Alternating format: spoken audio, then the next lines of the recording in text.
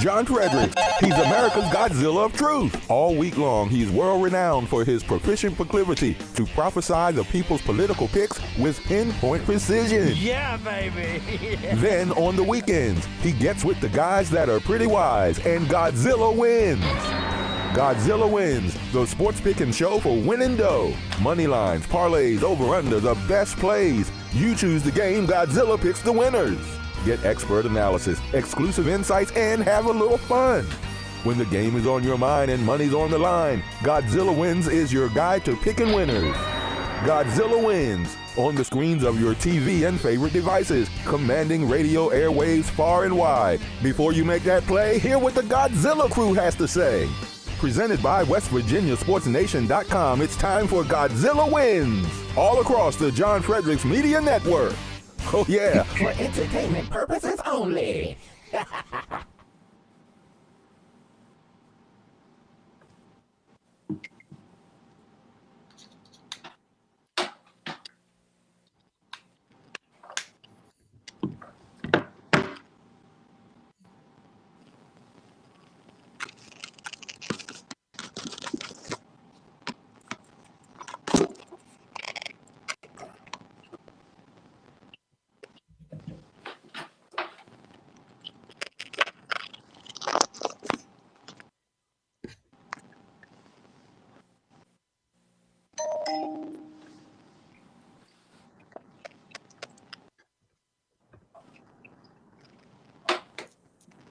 What's up, Zach? Morning, all. We got who we got? We got Coach Mayako. We got Brenda Statler. We got Saxman. Who's on the bottom? I can't read it. William. Oh, that's William Saxman. Okay, so we got the Saxman family here. Okay, gotcha.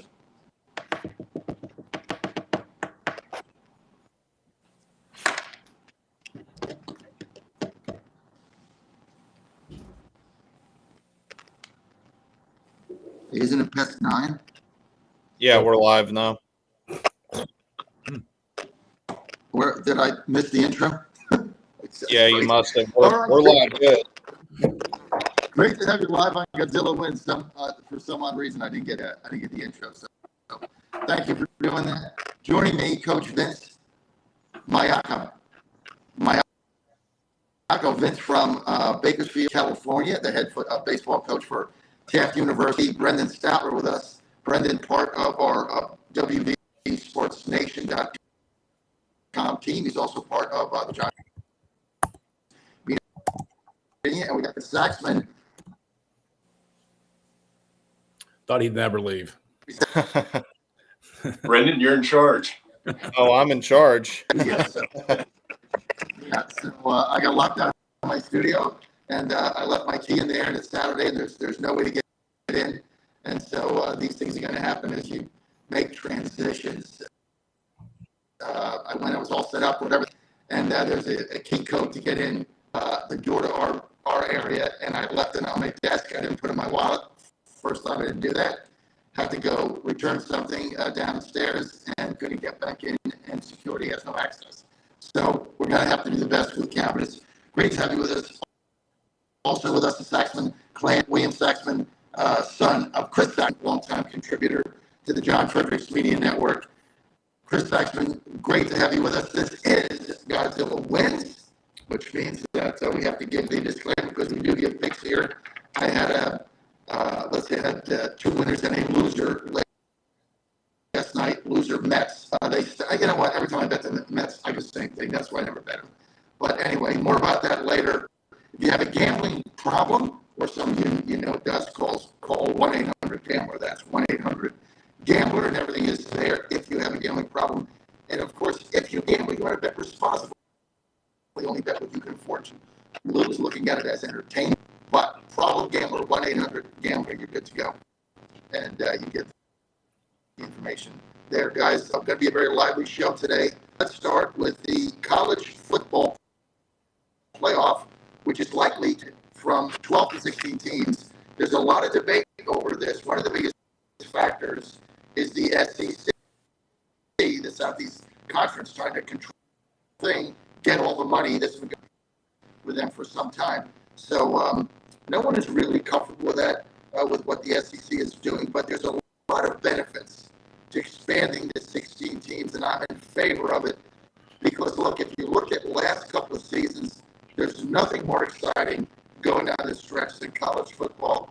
And especially now, there's going to be more meaningful games to get into playoffs. I don't particularly care for the bye. I never like either. I think you got to go and play a game. But a lot more opportunity for the players, a lot more opportunity for the fans, a lot more opportunity to generate revenue, and a lot of schools that are not one of the big Power Four conferences or are very good independents.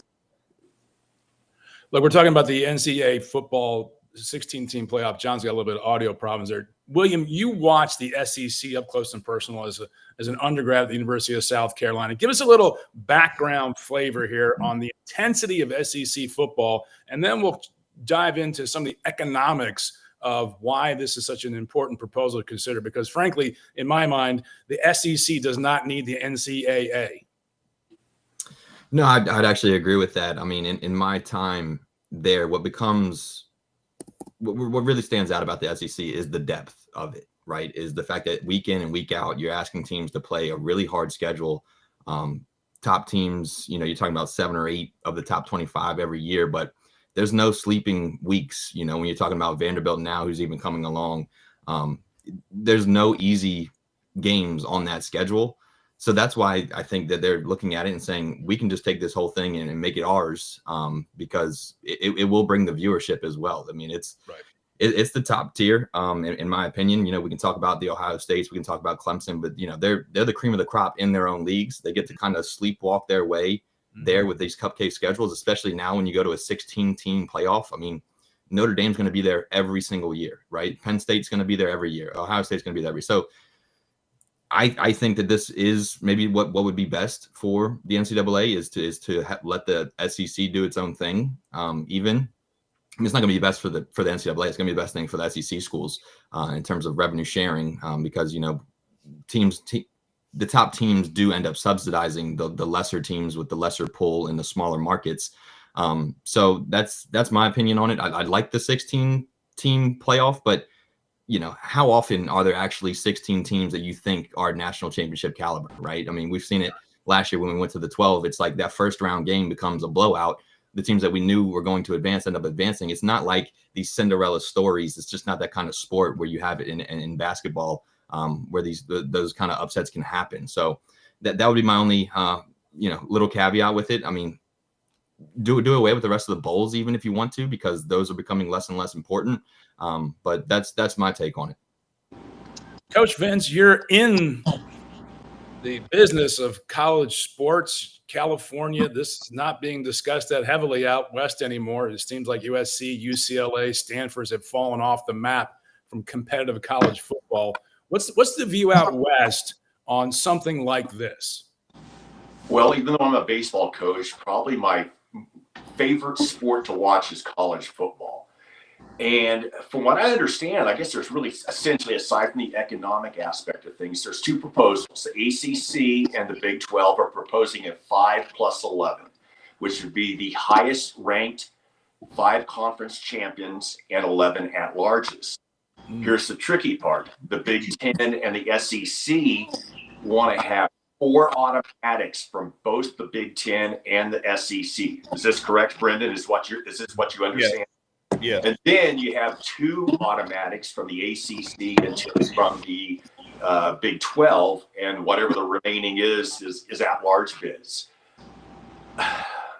Ultimately, probably the Big 10 and the SEC will end up having they've got the most chips in front of them, no question about it. But, I do like the 5+11 because guess what? The 4 top teams in the Big 10 and SEC are probably going to make it anyway. Right. I think it really, and I do like the 16-team format. I think that's a much cleaner way of developing what the FCS has been doing it for years, otherwise known as the old 1AA. And you're going to have, I'm guessing, and correct me if I'm wrong, the plan is to still have that opening round be at a home site. So the top 8 seeds, that would be the critical part, to be in the top 8, host the first round matchup, survive in advance, and then I would imagine at that point you would implement the bowls, bowl, orange bowl, all the other fruit bowls that are out there. So I'm looking forward to it. I think 16 is a great number. Would they eliminate Saxman under this plan? Would they eliminate the bye, which I'm not in favor of? Is that part of this? Lord knows where this thing's going to end up, and I'm not a big look. If you're going to have a playoff, have a playoff. If you pick your number, I don't like having automatic bids from conferences. I just over the long haul, I don't think that's going to work out. I don't think it's fair. I think if you're going to do a 16-team playoff, take the top 16 ranked teams and have them play. Because what happens if JMU or Central Florida or Lower Slobovia State happens to have a great season? Coastal Carolina ran one up a couple years ago. They're going to be precluded from being in one of these playoff formats. That's not fair. So if you take the top 16 teams, rank them and all the computer rankings and the coaches rankings and everything, and say that's the group that's you've earned your way into the playoff, and that creates a lot more fair system with the NIL program. Look at Texas Tech; they're spending at the wazoo, on some of these players. So you have to let the market run, and you can't control it too much. It's an overregulation of a market that shouldn't be, because as Coach Vince pointed out, college football is fantastic, and they're about to screw it up, in my estimation, by over controlling the outcomes for financial reasons only. Yeah, I agree. I agree with you about the automatic bids, because wasn't it just a few years ago that Florida State went undefeated and didn't qualify for the playoff? Wasn't that like 4 years ago or something? I'll take your word. Yeah, when their quarterback got hurt, and that was the reason they left them out. Yeah, they went out. How do you go undefeated and not qualify for the playoffs? That's crazy. That's nuts. Yeah. Well, you got close to that with Coastal Carolina, right? They were like 13-1 or 12-1 or something like that one year, and JMU's had a couple of good runs of seasons, and but their schedules don't warrant being in the playoffs. Right. Let's be honest. Right. But that's where the ranking system, I think, benefits all colleges at that level and gives them a fair chance to break into the playoff. But let's be honest, there's going to be a tier that is always going to be there now, especially with the NIL. You're going to have the Ohio States, Michigans, Alabamas, whomever else you can think of, Georgias. They're going to be there. They're just going to be there.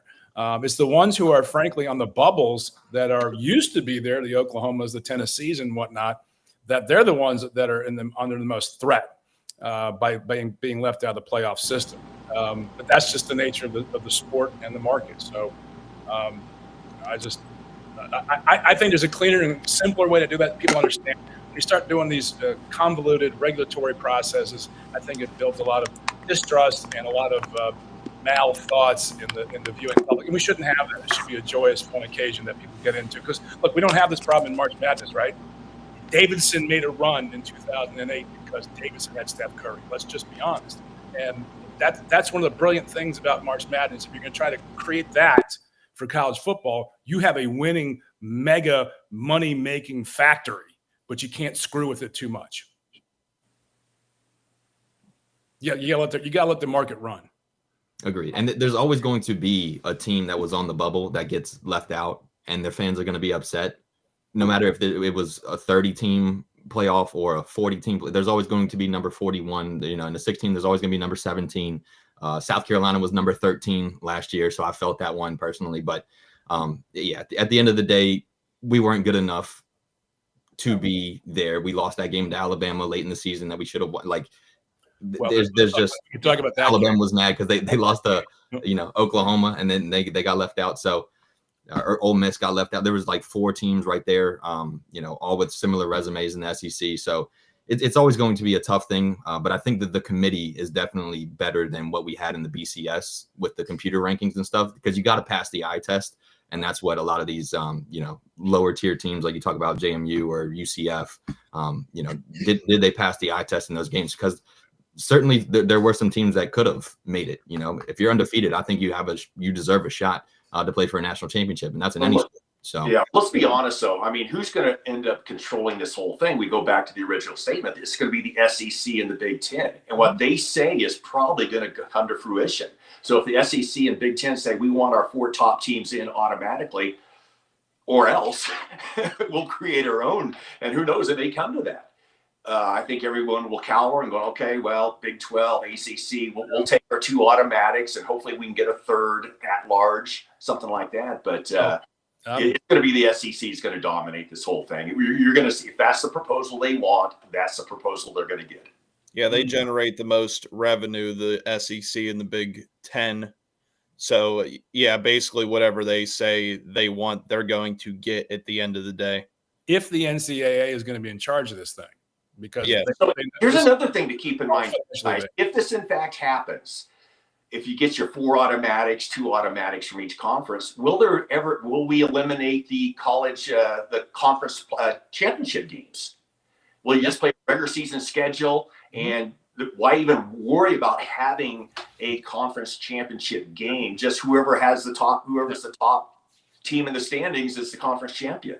Yeah. To me, that could happen. That could eliminate the conference championship games. You could have your own rankings inside the conferences, but as we've discussed on this show previously, I think it's time to move away from the historic conferences that we have and move towards the reality of basketball and football are the revenue-generating sports. Bifurcate them and just be real about it, and go back to regional conferences so that teams from California aren't flying to West Virginia for a conference game. That's just not how college athletics should be conducted, and we have to be real about it. I mean, lacrosse and field hockey and swimming and diving don't need to be making cross-country trips in season in the week when kids are supposed to be going to college and getting an education. So if you bifurcate the two, you just juice the numbers, create a lot more money and revenue for those down, if you will, ballot sports, the Olympic sports they're called. And fund them accordingly. But we have to be realistic about this whole thing. And the SEC can't dictate this. The Big Ten can't dictate. Do they do it financially? Yes. But if you let this thing get out of control, and I know John doesn't want to talk politics, it will get political very quickly, and it will go south for the country, and that would be horrible in my estimation. It doesn't have to. You're gonna get there now, because you got the Southeast Conference basically saying they want out of the NCAA. Because they look at the NCAA as just a drag on their revenue, on everything they want to do. They don't want to be involved with them. They don't want to deal with any of their standards, and they just see the NCAA as an anchor around their neck, because that is the conference. But I'm not sure I agree with you, Chris. I think conferences, they're their own thing. They have kind of their own portfolio that goes with it. I mean, I've just seen the difference between Big 12 and Big 10. Big 10 colleges, like the first thing they had to review was my son's academics, and that was the first thing before they could have a conversation. And he happens to have a 3.95, but a lot of other kids that went in the portal that we know had talked to Big 10 schools. They didn't have those high of academics, and they're out. And so each conference should be able to have its own wherewithal. So I'm not sure that I agree with eliminating the conferences, but I don't know. The conferences, I think, need to draw back to what they used to be, our regional conferences, so that that's true. So so that Maryland is not Joseph. When he played for Maryland, he's a great example. Maryland and West Virginia, they're not flying across country midweek. So the kid can keep his 3.95 and get into medical school or do whatever he's trying to do. Right. Go play Rutgers, go play Penn State, go play Temple, but don't fly out to Cal and Stanford for a Thursday through Sunday set. That's stupid. Good point. Yeah, I mean, I can't. It's tough to argue that. Bifurcate the two leading revenue sports and go to Olympic sports for the conferences. Yep.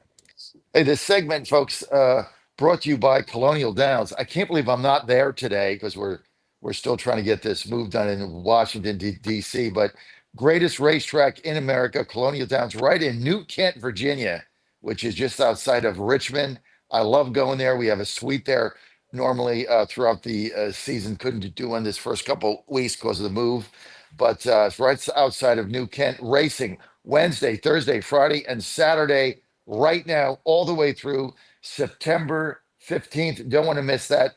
Wednesday, Thursday, Friday, and Saturday. Post time 12:30, except Friday it's twilight. Post time 4 p.m. Great place to bring your family. If you're anywhere within 2-3 hours of it, go there. You're going to have a great time. You're going to win money, have fun, see the horses. It is the most beautiful track, I believe, in America, and I've been to them all. I used to be in the business. I'd rate Saratoga second, Oaklawn 3, Delmore 4, Gulfstream 5. That's my track rating.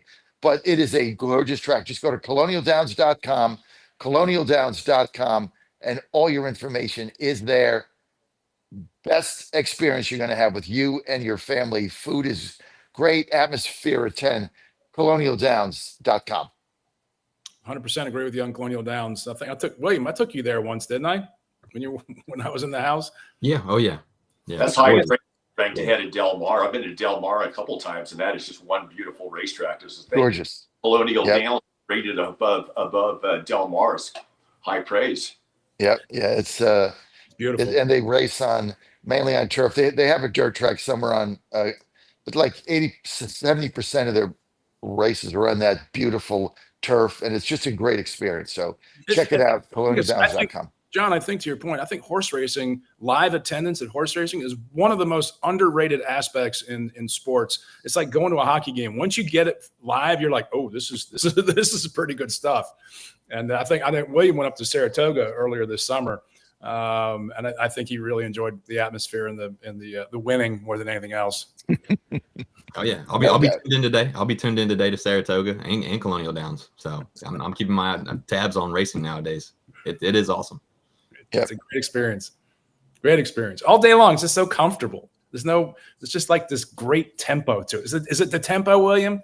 Oh yeah. You know, you get your bets in. You got like 30 or 40 minutes between races. Right. You know, good time to get a drink or something, sit down and just relax, and then you're locked in for 2 minutes at a time. And it's all eyes in the place are on the track. So that makes it definitely electric. You know, nobody's like on their phones or anything. It's like it's happening right here. You know. Right. No, it's exciting. It's wonderful stuff. Wonderful stuff. Nobody on their phones. I like that. Don't get me started. But talking about college sports, John, and your son's transition in the NIL portal program in which we live now, how do you think this playoff system is going to impact that in what we call the Olympic sports, baseball in particular? Some of the leading ones, lacrosse and the like. How do you think that filters down? I mean, because Coach Vince is going to be feeling it too. More money is more money. I mean, as college can generate more money from these playoff games, then they have, the ability to max out on that 22 million. That's why I'm in favor of the 16 college playoff, because there's a lot of the mid-major schools can't get to the 22 million. Which puts them at a very disadvantage. And for those that don't know what it means, the NCAA ruled in the court that every D1 college can, in a revenue share, can invest a part of their money back into the players, paying them as a contractor. But the $22 million is the max they can pay out. That is the max. They cannot go over that. And so, but there's a lot of schools that can't get to the 22 million. And so they're at 10 or 15 or 8, and then they have a tremendous disadvantage now in recruiting players because they cannot get to that 22 million number. West Virginia is an example. And when I interviewed Ren Baker, their AD, in the middle of the week, 6 months ago at an AD luncheon, he said, if they do this, our pot now is $12 million. Like, I got a $10 million shortfall that I would have to raise between now and July. Now, he did that because it's a big college and a big conference. But if you're, one of these other schools, you're just not going to be able to do that. And so that's where I think if we expand this playoffs, teams, mid-majors get more money. They get more money at the gate. They get more money in share, and then they can hit that 22 million number. But the NIL thing, Chris, is the Wild West. There's one regulation around it that says there's this group that is going to, from I think Deloitte and Touche, at every NIL deal, they're going to see if that's market, if that's reality within that market, And if it gets rejected, then that money is going to go against the school's $22 million cap. So see how that works. How is it affecting, Coach, the student athlete and their behaviors? And not just at Taft, where you coach baseball outside of Bakersfield, California, but the behavior of the student athlete coming up through the system, it has to change how they view the sport, training, life, parents, and the like. These are young kids, 16, 17, 18-year-old kids. Yeah, absolutely. But I'm glad you brought that up. In fact, I had an incident that occurred earlier this week. I have obviously not going to mention names, but one of my quote unquote former players that I didn't know was one of my former players had reached out to another JC, and the JC coach, we have a pretty good relationship where we let other coaches know, hey, your kid is kind of shopping himself around. Mm-hmm. You know, I don't know if you're aware of this. So anyhow, this coach calls me and says, hey, I got one of your players has reached out to me. And then my comment to him was, I appreciate the phone call. I'm going, where's the loyalty to program from player to program anymore? Mm. Coach told me, he says, that ended several years ago. And you're right, it has. It's the loyalty from player to program is no longer there. Even at a JUCO level, where I'll shop myself around if I didn't get a certain amount of at-bats or if I didn't get enough carries or enough shots in basketball, you know, I'm going to look. There's going to be somebody out there that's going to want me, okay, because I bring some game to their program. And that's the biggest thing I think we've seen over probably the last 5 or 6 years, post-COVID maybe, so to speak, is there is very little loyalty when it comes to player to program. Yeah, it's almost like a reverse draft, isn't it? Yeah, it's like the players are drafting the schools. You got to recruit your own players to come back the next year. Well, not just that, but the players are going. They should have their own TV show, you know, instead of the NFL, the NFL or NBA draft. Just go. We're going to have these great athletes who've entered the portal, and they'll pick themselves, right? We'll just have them ranked down and go to the highest rank. That'd be great television. John, get on that. We got a show in the making there. William, you saw up close and personal before NIL, before it was legal to pay these kids. You saw the money bags being dropped, and not physically, not actually, but you heard the stories. You were a manager of the South Carolina basketball team when they went to the Final Four. You had 3 NBA players on that team. You overheard the conversations in recruiting Zion Williamson and some other big time recruits that would come in through the Frank Martin program.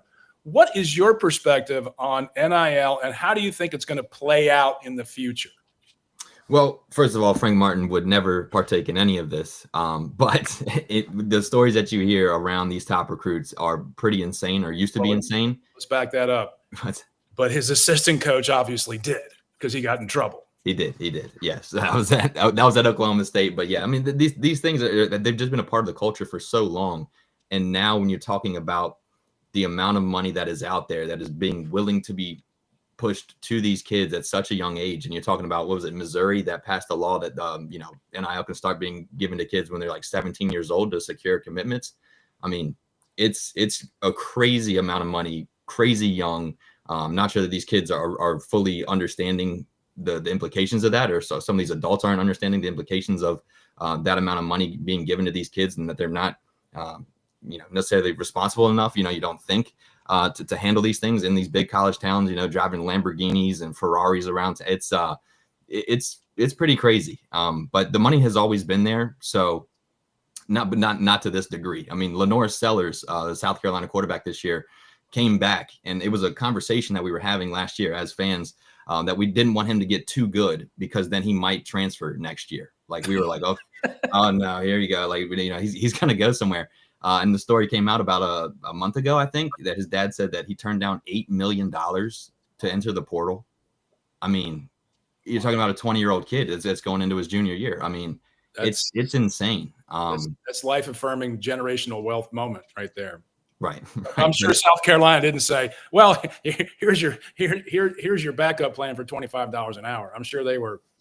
No, you have to pony up. That's the thing, is you have to come to the table with something to recruit your players to come back the next season. You got to look at your funds again, reallocate based on performance, and know which players are shopping around, and try to get them to come back. And it's really, it's going to water down the product, I think, on field for, a long time, because the biggest thing about that South Carolina team, I started there as a freshman, where we went under 500 in conference play 2 years in a row.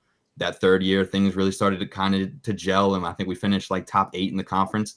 And then that senior season, everything started clicking, and it was because that core group of guys were like, 7 of them came in the same freshman class and stayed together all 4 years. And that's just something that you're not going to see, going forward, I think, in any of these sports. And that kind of chemistry that they were able to build was awesome to see. And it was like palpable in the arena. But couldn't that, I think, in just the way markets run, you say that's going to go away, but there's going to be those student athletes and coaches say, look, you want to do that, you go do that. We're here to develop a team, a chemistry, a family, a belonging to something higher, to develop the loyalty that Coach Vince is talking about. It would be a very difficult formula and recipe to create, but I think a lot of people are going to recognize there's a point of diminishing returns on any of this. I can get that money here or there. I can go to Oklahoma State, South Carolina, Texas Tech, Arizona. The money is the money. The market is going to determine value. Where I want to go to accentuate that for my betterment long term, I think could be part of the next recipe of success. I see you nodding your head there, Brendan. You cover college sports on the journalist side. What are you seeing in that vein? Because we all want our home team, our loyal, our team that we root for, to have that, right? I don't like seeing the turnover as high as it is. Yeah, and that's kind of the whole problem. When money's involved, certainly you're going to have turnover, because this is basically, these are professional athletes at this point. This is barely even college athletics anymore.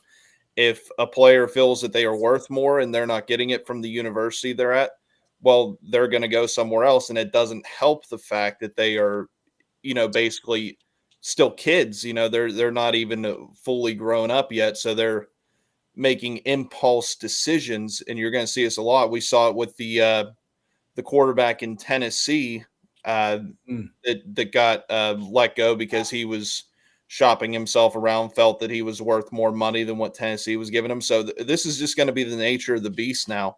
You can't put the toothpaste back in the tube. It's going to be hard to keep teams together like they were able to do before they started paying the college athletes. Now that they're paying them, money is going to determine everything. Players are going to transfer from university to university. Hopefully they put some guardrails around it to where we're not having athletes, play at a different school every year like we've seen in some cases. But I don't think that there's any way to completely eliminate the level of turnover you're going to see at certain universities that aren't willing to pony up the money that certain athletes think that they're worth. I get that. I think there's a ceiling on that reality, and people are going to go, what's a difference maker in 10 years, right? Yeah. What's this program going to become? What's the market going to grow towards? And I think that's going to be an element that a lot of programs are going to be walking past in how they are fundamentally rebuilding their reality right now. Mm-hmm. And there's so much more than actual money. It's also long-term money. If you get involved with, if you're involved with Harvard Business School, you're going to make a lot of money, right? Long-term. Yes. That's hard to sell. John, you were saying? Listen, Ren Baker nailed it, the AD of West Virginia, when I had him on the other day. He said it's what's going on right now is unsustainable. Right. And if you look at when the portal first started, it was all about opportunity and playing time. It was all about PT, right?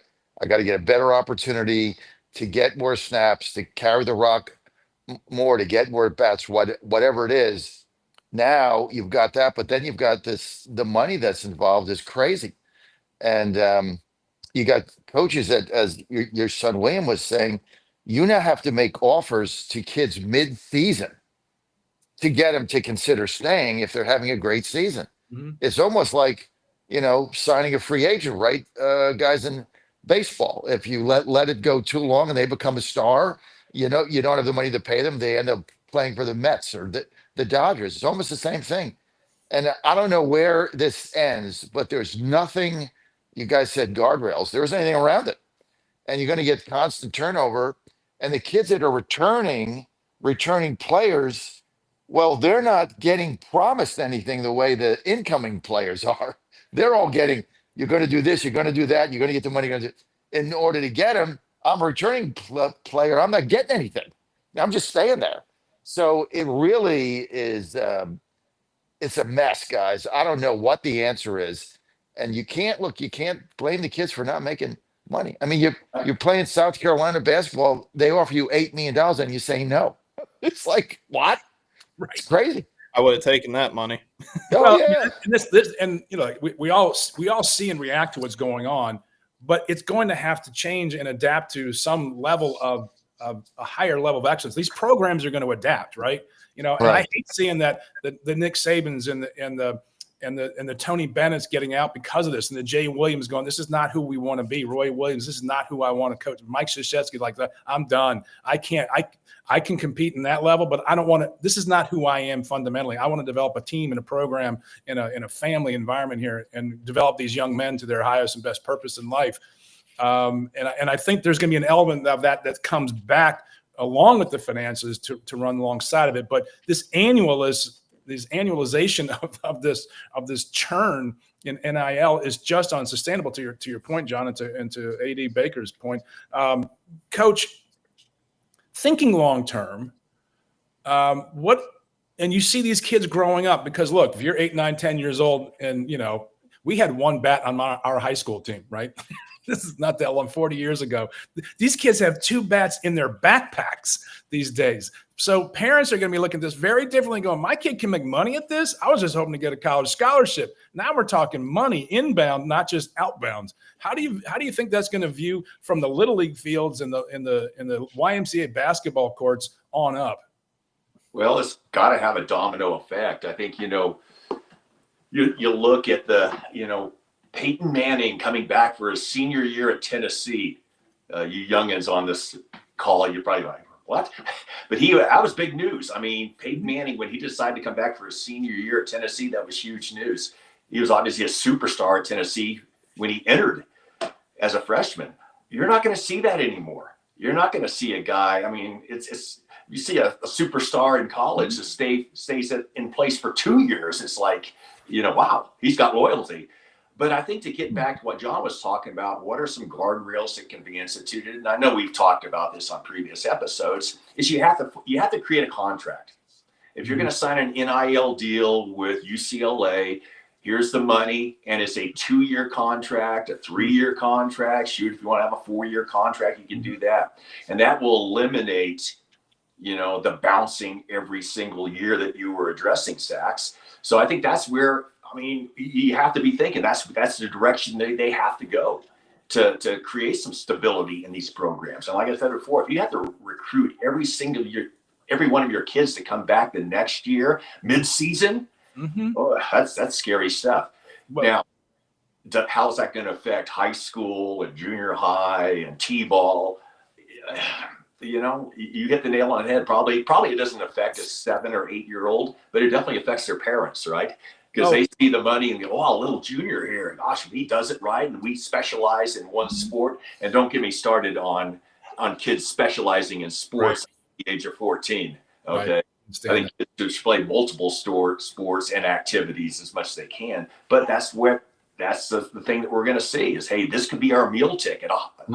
Our kid could be a hockey player and get NIL money and all this kind of stuff. So it's going to have a downward impact, no question about it. Oh, there's 100%. And when I'm sitting here listening to everyone, and I'm thinking, you're going to have multi-year contracts, you're going to have buyout clauses. It's going to get very professional and very legal very quickly.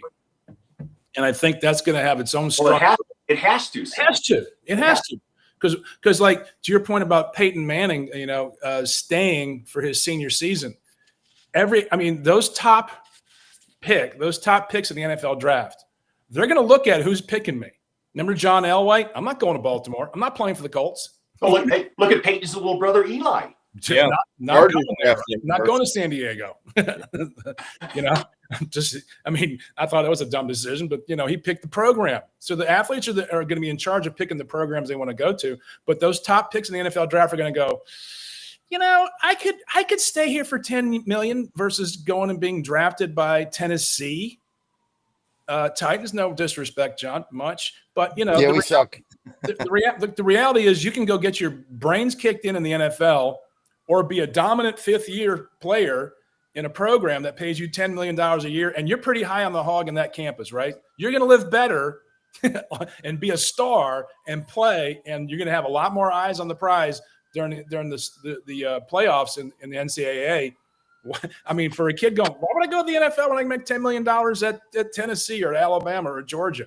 That's a pretty Or good. do both. I mean, that's the other thing. And that the money, I mean, you get 10 million. How about this high school? They signed a high school player. I don't know where Ohio State, LSU signed something. Texas Tech, I think. He's an offensive tackle in high school. And he signed for $5.7 million over 3 years. I mean, That's nuts. 5.7 million, and you're a junior in high school. That's He signed a 3-year deal, 5.7 mil, and I believe it was Texas Tech, maybe, I don't know. It was Texas. But yeah, Texas Tech. There's a tremendous amount of money. Hey, this This segment oil brought money. you. Drill, baby, drill. The segment brought to you by WVSportsNation.com. WVSportsNation.com. If you're in West Virginia or you follow any West Virginia sports whatsoever, there is one site to go to. There's one real site. It's a real news and information site. We got 8 writers. Brandon Statler right here is one of them. Go to WVSportsNation.com, bookmark it, and you're going to be cut up to date on everything special when football's coming. We are all over the draft, all the 7 West Virginia players who got signed professional contracts, 5 drafted, 2 unsigned, undrafted free agents. But you're going to find everything there. Just go to WVSportsNation.com, WVSportsNation.com. Chris? Great question comes in from our producer in the studio there. Will we see a time when student athletes are making enough money they don't go pro to the pro leagues, and maybe colleges become their own subset of a pro league? The NCAA controls you get a 5 years eligibility. I'm like, how long is that going to stick? Right? Well, Al Green, these kids great question, Al Green. That's a great question. Look, I definitely think it's going to affect people staying through their max eligibility. Why would you go pro if you can make another $8 million, $5, $6, $7 million as a senior? I mean, why not finish your education and get money, right? It's a no-brainer. Yep. However, then there's the other side of it where, you got it. Here's a perfect example. Sam White, right? From West Virginia University, baseball player, not that good defender, but he had a great season, hit like 365. Guys on base, got hits, 2 outs, 2 strikes, didn't matter. Had a great season, but he's a junior. Could have come back. West Virginia, I'm sure he'd have gotten a ton of money, but he got signed as an undrafted free agent yesterday. Brendan Statler did the story with the Blue Jays to take a shot. I bet his signing bonus is not $5,000. He could have probably made, I don't know, 200, 150 NIL money as a senior, and maybe gotten higher in the draft and got more money. But he decided, I'm going to take my shot. I'm going to take the $5,000. I'm going to go into the minor leagues. So people still have to balance that out, right? Yeah, I get the balance, and it's going to be up to the players far more than it used to be. But how long will people stay eligible? Like, well, I'm going to go for a PhD in sociology and knock it out and go to, I'm going to go up to Utah and see what they got going on and what kind of money they got. I mean, Texas Tech, I was going to stroke the oil and gas checks out there, but the money is going to get the money. But how long are these student athletes going to stick around? And will that redound to the benefit of those programs who we talked about previously, who do develop more of the, look, we're here for the long term of your development. We're going to pay you well. You can stay here 6 years. You can take 2 years off. We'll pay you to train and get your body in condition to the point at which you are able to be, you come in, from college, high school, you're 230. We want to get you to 285, 290 to be on the offensive line. That takes time, effort, and money. And that could be part of the investment package profile that this kid from Texas Tech. He didn't sign a 1-year deal for 5.7. He signed a 3-year deal. That's the evolution of this thing. But there's got to be some guardrails, Coach. I'm fearful of what's going to happen to these kids. There's going to be a lot of people taking advantage of these kids, and that kind of worries me.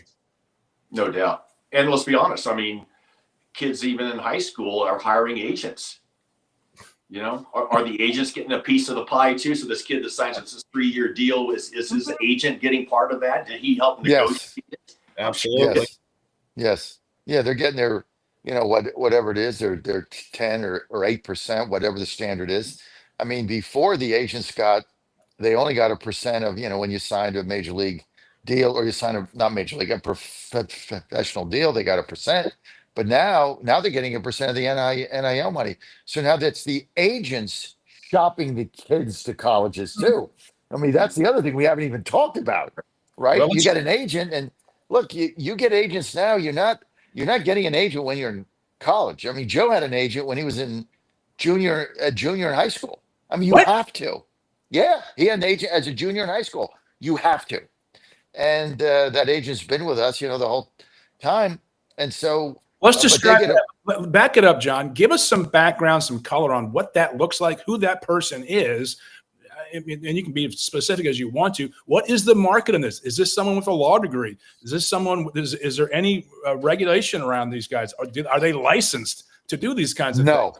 No, none of the above. None of the above. Our Joe's agent, William, you're leaving your job and you're starting on Monday. Yeah, Joe. I mean, if you can get the relationships, like Joe's agent is Jimmy Bollinger.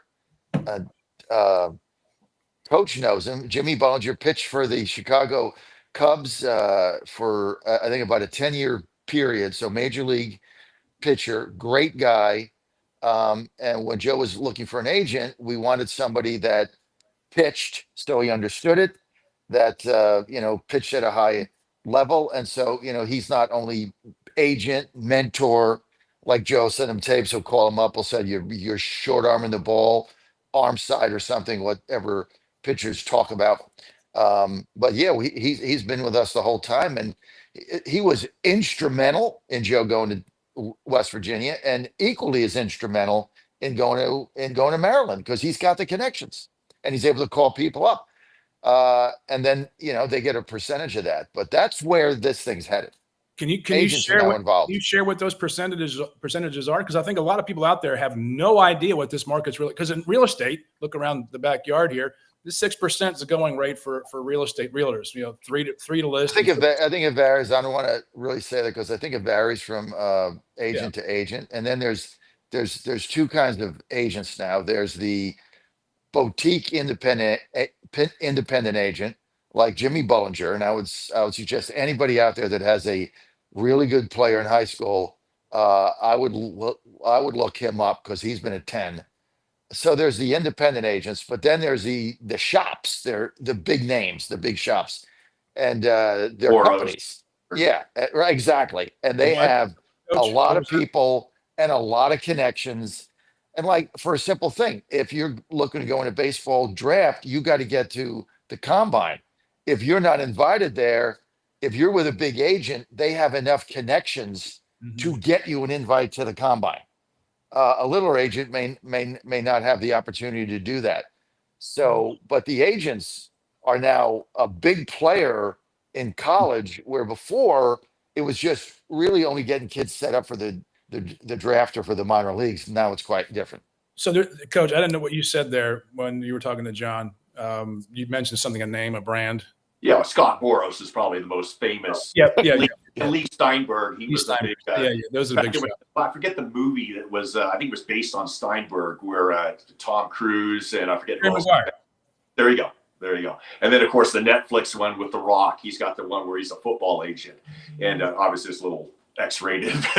But anyhow, yeah. I mean, I never even really thought of it. We started this conversation. If this opens up an opportunity for a guy like William to become a player agent, and it opens up a whole nother market, because as John mentioned, agents were basically there just to negotiate a professional contract at the pro level. Now we're talking contracts to go to a Division II school in Iowa.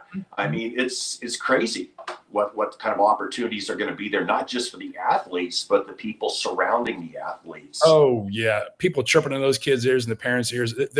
I'm just so fearful for some of these kids, but it's also a great opportunity, right, to learn and grow. John, what was that experience like? Did you seek out him? Did he seek you out? Talk us through what you did to go with this agent, and what does he do that, in your mind, creates the value that you stay with him? Well, Jimmy saw Joe. Baseball is a little different because you have the summer leagues, you have the travel leagues in the summer. A lot of the agents will go there. And Joe was pitching this summer for the Phillies national organization, whatever they were. And he saw him there and loved what he saw. And, you just start having a conversation with him, basically. And then when he went to WV, he came to his first game at Stetson, which I believe was like 2 or 3 seasons. Whenever Joe was a freshman, Joe pitched 3 innings there. That was his debut, 3 innings, 9 up, 9 down. And so you just get the relationship going. And then, when things are going great, you don't really need the agent to do a lot. When things take a turn, then that's when you lean on the agent for advice, help, counsel. And as Joe went through not a lot of opportunity to pitch in his sophomore season at West Virginia, Jimmy Bollinger was his rock. I mean, he came out to see him 2 times. What was not on the conference roster, flew out there, had supper with him, talked him through some stuff, came up with a strategy for this summer, and for that. So this is where, if you have a really good agent and they care about the player, that's the whole thing. If it's just a number and a dollar sign, forget it. But a parent's going to know. I mean, Jimmy Bollinger cares about his players, cares about their family, is a great listener, but he's also tough. I mean, he gave Joe a lot of tough love. I mean, a lot of it, So he's played a critical role in my son's ability to A, get to Maryland, and then B, hopefully next season have an opportunity to get drafted. So an agent in high school, especially in baseball, I can't talk about any other sports, but in baseball, for our family and for our son, Jimmy Bollinger was a critical piece of his success. That's fantastic. And the other critical piece is the guy here, that Vince Mayaka right here, Coach Vince. The other thing, so got to know Joe and got him recruited to the West Coast League. Did that personally, and which has been phenomenal for him. So, it takes a village, and Coach Vince right here, Coach Vince, without his help and without him trying to steer Joe in the right direction, Joe would not be in Maryland.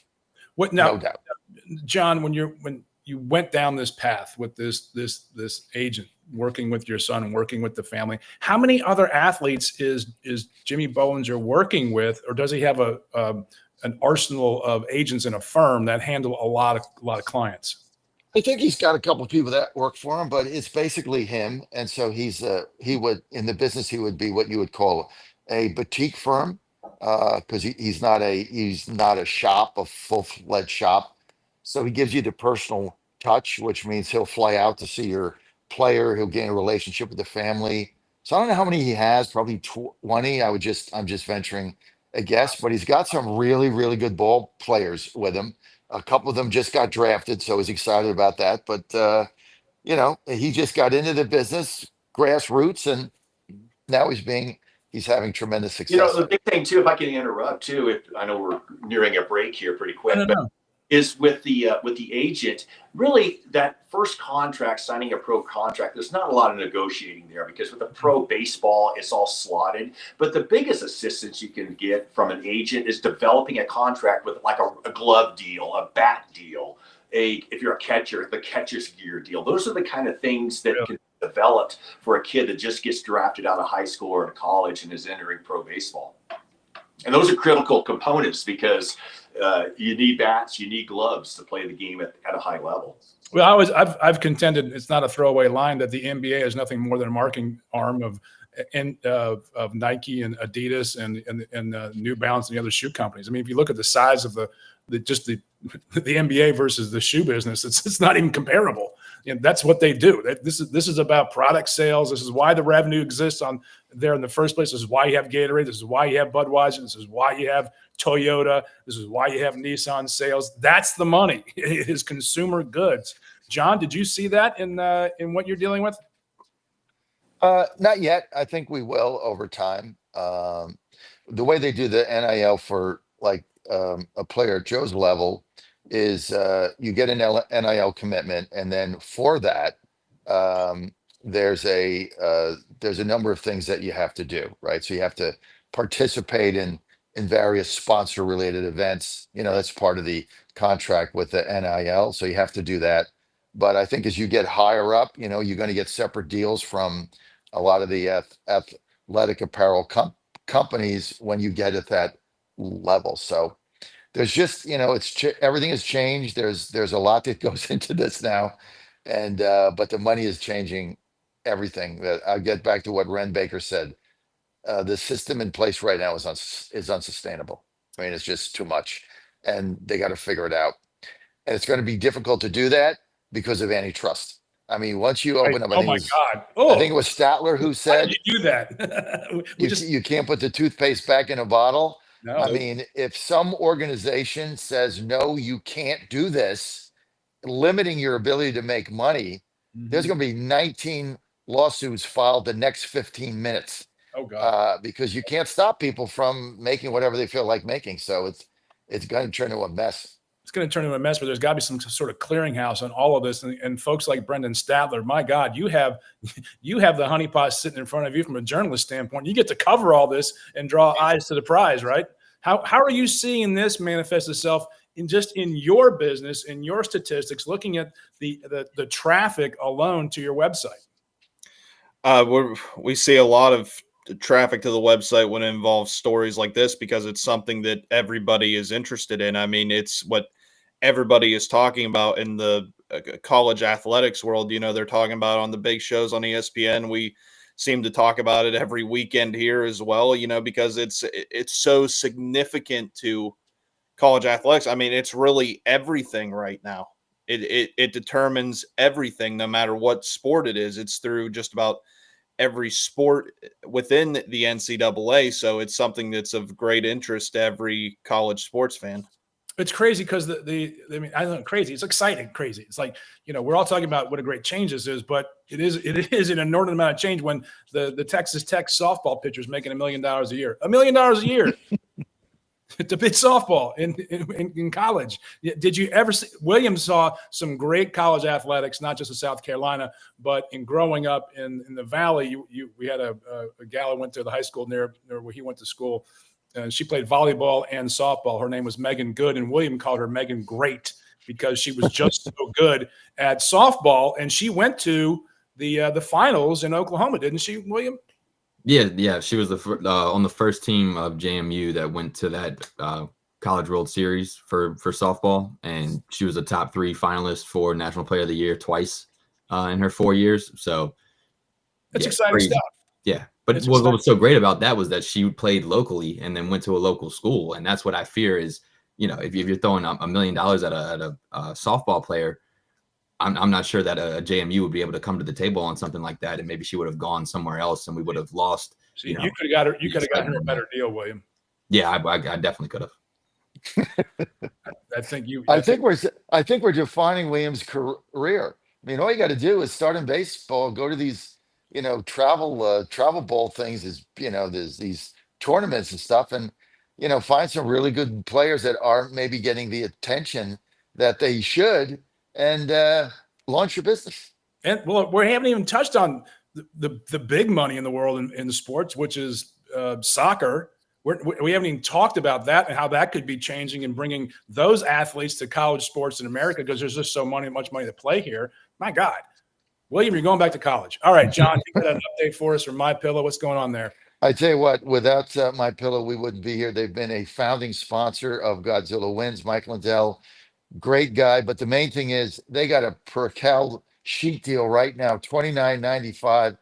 I mean, you sleep on these things. It's like sleeping on heaven.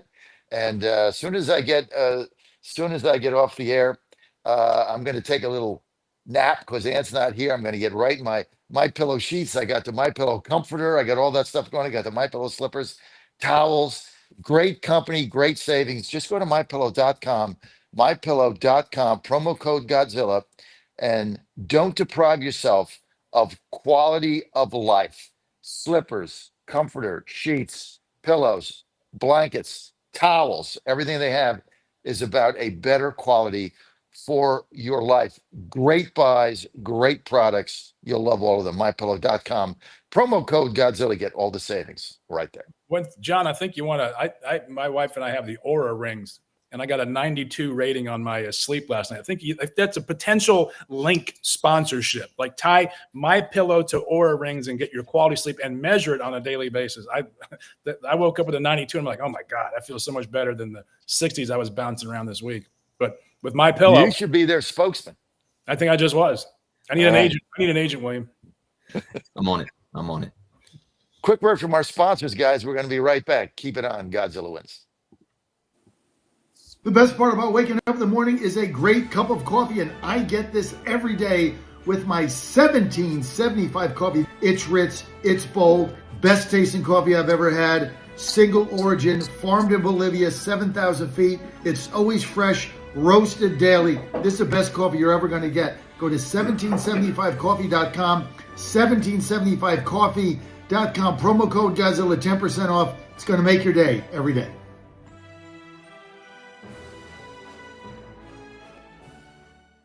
I'm Dr. Kirk Elliott, founder of Kirk Elliott Precious Metals. After more than a decade in this industry, I knew there was a better way. And it's an exciting time to invest in gold and silver with the most significant bull market I've ever seen. But please, don't overpay for your stuff. At KEPM, we focus on bullion only and no commission when you sell. We'd love to connect with you, so call our office at 720-605-3900 or go to kepm.com/Godzilla. You woke up with a sore throat and a low-grade fever. You know you are getting sick, so here's your choices. You can get sicker and miss work. Try to see a doctor this week or sit hours in a crowded waiting room at urgent care. I have a smarter option for you. Open your medical emergency kit. Match your symptoms to doctor-recommended prescription in your booklet and take the right meds now and get well faster. This is not a first aid kit. It's like having an urgent care in your home. It includes doctor-prescribed medications to treat over 39 medical issues like respiratory infections, strep throat, pneumonia, UTIs, and more. No waiting to see the doctor and no standing in line at the pharmacy. It's right here. Every home should have at least one medical emergency kit, and here's how to order. Order online fast and save $45. Your kit with prescriptions to treat common and life-saving illnesses is rushed to your door. Visit twc.health/Godzilla. Promo code Godzilla. That's twc.health/Godzilla. Promo code Godzilla. Did you know that somebody could literally steal your house? Yeah, that is a thing that happens. It is when a criminal forges your signature on one document, uses one fake notary stamp, and then spends about $30, $40 with the county recorder. They then take out loans using your home equity as collateral. And the worst part of it is, you don't even know it's happening until you start getting collections and foreclosure notices. Most people don't check on their home title because why would you feel like you needed to? But this right here is why you need to use Home Title Lock. They have $1 million triple lock protection that helps keep your home and equity safe. It includes 24/7 monitoring with protection immediately, urgent alerts in case there's any changes in your title. Then if fraud does happen, they have a US-based restoration team that will spend up to $1 million to fix the fraud and restore your title. Find out if you're already a victim. Go to HomeTitleLock.com now. John Fredericks, he's America's Godzilla of Truth. All week long, he's world-renowned for his proficient proclivity to prophesy the people's political picks with pinpoint precision. Yeah, baby. Then, on the weekends, he gets with the guys that are pretty wise, and Godzilla wins. Godzilla wins, the sports picking show for winning dough. Money lines, parlays, over-under, the best plays. You choose the game, Godzilla picks the winners. Get expert analysis, exclusive insights, and have a little fun. When the game is on your mind and money's on the line, Godzilla Wins is your guide to picking winners. Godzilla Wins, on the screens of your TV and favorite devices, commanding radio airwaves far and wide. Before you make that play, hear what the Godzilla crew has to say. Presented by West Virginia SportsNation.com, it's time for Godzilla Wins, all across the John Fredericks Media Network. Oh yeah. For entertainment purposes only.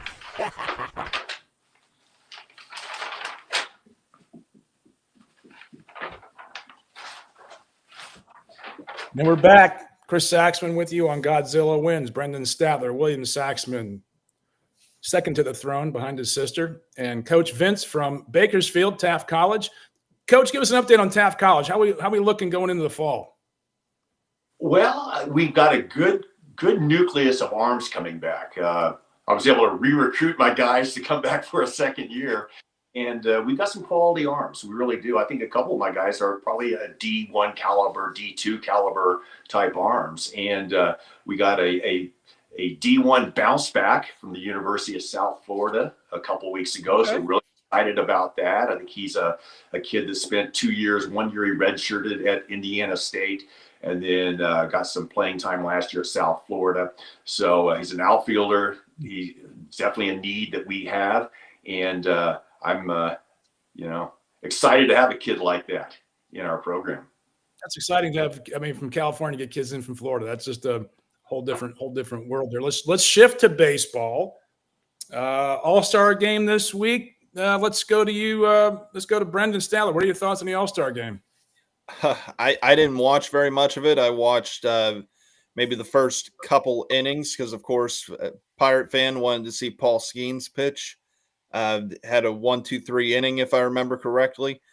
Then the National League ran away with it in the first inning, but it looks like it got interesting towards the end. That's about all the knowledge I have of it. National League held on. It's a clown. Look. It's a clown show. It's a complete and utter joke and an insult to the game, and they need to just get rid of it. It is so stupid what they're doing. Rob Manfred is destroying the game of baseball. He gets up every day and says, how can I screw this up? Let's change the base size. Let's change it. Let's get automatic strike robots. Let's get an automatic batter, a magic hitter. Now let's take the All-Star game and turn it into basically a Little League experiment. So if it's a tie, we do a mini home run derby. I mean, what the hell? This thing has turned into a complete joke. He's an insult to the game. There's no tradition here, right. And they have destroyed the All-Star game. They've now done the baseball All-Star game what the NBA has done to the NBA All-Star game, which it is basically you just showcase and laugh. Okay, no defense. The whole thing was absurd, and it was an embarrassment. Yeah, John, that's what I think. Tell us how you really feel, John. Don't hold back any. John definitely needs a nap. Look, the reality is here that if you come up with a purse and you say, guys, we're playing for $20 million tonight, the winner gets the entire purse, right? Then you play a different game. You play to win, right? And those athletes are going to I don't care if Paul Skeen throws 6 innings or 2 innings. I want to win my cut of $20 million, right? Like every player gets $1 million if you win, whatever the number is, and that's how you solve it. And the loser gets nothing. Horrible. What's that? And the loser gets nothing. I mean, right. the whole thing. You went to the All-Star game because it was an honor. Now half the guys that the fans vote in don't want to go because they're making too much money and they don't care. They'd rather spend time with their family, right? So they don't go, and then they just turn it into everybody pitches an inning. Now it's like a participation trophy. I mean, nobody plays to win. I mean, there were times as us kids growing up, the All-Star game was the big event in baseball, second only to the WS. And now it's a complete and utter joke.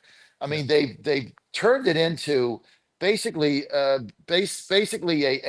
video game as far as I'm concerned. Yeah, the number of pitchers they had, I just looked at the box score. Like pitchers are pitching like 2/3 of an inning. for the entire thing. And it still took only 3 hours and 20 minutes, which is kind of remarkable.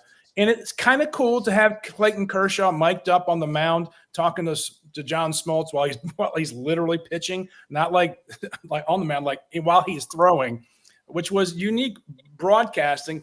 But to your point, John, if you're going to draw eyes to the prize and you want more people to watch this thing and enjoy the game of baseball, Coach, I think we need to go to a purse that says you're going to win a lot of money if you win this thing. There's something here that you should pay attention to. Yeah, I know last week we talked a little bit about this as well, too, where the starting line of the players that get selected by the fans and the players should play a minimum of 5 innings. Yes. I think that's right. I mean, we could go dating ourselves here. You go back to the 1970s, and I mean, Pete Rose was in the game the entire time. I still disagree. I understand where John's coming from. I really do. But I still believe it's the best professional all-star game out there. Now, did the Major League Baseball screw things up? No question about it. And I think you can look the night before in the Home Run Derby. I thought the Home Run Derby was outstanding, but all of a sudden you get this rule dropped where Cal Raleigh beat Brent Rooker by a half a foot to advance to the semifinals because they were tied with 17 home runs. Why didn't they just go to a swing off there? Right. And then when you got O'Neal Cruz from the Pirates, who was putting on an absolute show, he faces up against Raleigh in the semifinal, and they're clearly the 2 best home run hitters in the contest. That should have been the championship. Yeah. And so there could have been some marketing things, strategy from that. And then you look the next night in the All-Star game, I caught the game. I was just the opposite of Brendan. I caught the game late. And all of a sudden, American League scores, 3 in the 9th, ties it up. I'm going, great, we got some free baseball here. And all of a sudden, they break out the L screen and the pitcher's platform and go, what the heck? Yeah. And, Kyle Schwarber hits 3 home runs, and he did nothing in the game, and he's voted the MVP of the game. I mean, what about Pete Alonso, who hit a they just got to play the game. They got to play the game. Who hit a 3-run homer that got the American League back into the game. But Schwarber hit MVP for 3 swings. They're turning it in. They're turning it in to a video game is what they're doing. They have this thing where, young viewers aren't watching it, so we have to make it more exciting and do all these, get all these gimmicks and these glitzy things. Just play the damn game the way it was meant to be played. That's why it's been in existence for 140 years, you morons. Just play the freaking game. And I'm with Coach Vince here, okay? Because I had fallen asleep because I got to get up early. I turn it on, and the AL ties it. And I'm like, hey, cool, this is going to be fun. And I said, hopefully we're not going to see a position player now pitch or them doing a coin flip the way they did. This is going to be real baseball, wearing extra innings, right? I don't like the guy on second base either, but I've gotten accustomed to it. So it's what happens to real baseball. Then they bring out the L screen. I'm like, I thought I fell asleep again, and I was seeing a rerun. Honestly, like the game show. I'll give Major League Baseball some credit where it's due. They're trying to find a formula that works because they know they have to. And I think the only way you solve this thing is like we talked about college sports. When you simplify the reality and bring it down so the everyday viewer can pick it up and go, look, these guys are playing for $25 million. This is real baseball. They are here to compete. They had 24 pitchers. 24 pitchers in an all-star game is stupid. It's stupid. The whole thing's stupid. That's not how but you then get. you say, they have to find a formula. Attendance is up, viewership is up, revenue is up, everything is up. These franchises are worth now billions of dollars. So they have a fan base. I mean, I didn't like the pitch clock either, but apparently that speeded up the game. Fine, I'll go with that. Whatever. I'll go with the guy on second base. The COVID rule that's equally as stupid. But they're ruining the game. To say, we got to get younger players in it. More young players are playing baseball today than ever in the history of America. They all play young baseball. So this idea that it's too slow or we got to gimmick it up is stupid because half the guys in New York never played outside of T-ball. They have no idea what the game is. They never played it. They're not involved in it. And so they've all got MBAs from some Ivy League school, and they haven't done squat. And these are the guys making decisions. Manfred's an idiot. Yeah, William, you and I were texting online, texting about the home run derby, and I would like to see an award for the longest home run in the derby. Like if you hit the longest ball out of here, you get $1 million, right? Yeah, why is that not a thing already? You think that would already be in place? Do I care about 16 or 17 home runs? I do not. I want to see a guy hit one 550, right? I want to see a guy mash the ball. And like the NBA MLB players were like, "Oh my God, did you see how far he hit that ball? That's exciting." Yes, yeah. I wish O'Neal Cruz would have won, because had he won that $1 million, that would have been more than his salary this year for the Pirates. He's making $700,000. So, yeah, that would have been awesome to see. And honestly, I bet on him, thinking that the format was what it was last year, where you got an extra minute if you hit those balls that far. If you hit 2 balls over, 450 feet, you got an extra minute. And I said, well, he's going to do that. The 3 swings thing and trying to get it back to like a swings versus outs. I like the way they tried to merge it, but they didn't do a good job of communicating these things. And even, the commentators said there was going to be a swing off between Rooker and Cal Raleigh. Ended up being that they measured it, and Coach Vince, he said it was a couple of inches. It was 0.08 of a foot. Come on. So they're saying that they can project that's how far the ball went, and that's what got Brent Rooker out of the home run derby. And it sucks that we were kind of robbed of a swing off right there. But it seems like the MLB just is having a tough time getting out of their way. You said the piece about having the broadcast speak to the pitchers. I think that waters down the game and kind of makes it into this like Mickey Mouse situation where they were talking in Scooble's windup to him in that first inning when he gave up the runs, and I was like, guys, what are we doing? Can we find a way to do this differently? He's only gonna take one inning anyways. They do that in spring training in some cases, by the way, too. Training, fine, right? I get it. Yeah. Right, those games don't matter, but these games need to matter. These games need to matter. And what made the MLB All-Star Game so awesome for so long was that the winning team got home field advantage in the World Series. Yeah. Now I thought that was a little bit too much. We kind of overcorrected in the other way, but there has to be some skin in the game to make that game really matter to the players. And maybe it's financial, maybe it's something else. But they're not just going to do it for bragging rights. You gotta incentivize it a little bit. Yeah, I think it's interesting to have, if I can, Brendan, the conversation with the athletes during the game. It also makes it unserious, doesn't it, Brendan? Yeah, that's actually the direction that I was about to go with this. This isn't just limited to baseball. This is all the quote unquote all-star games that we see. The only one that has gotten it right, in my opinion, is the NHL. I mean, that's real hockey, what you see.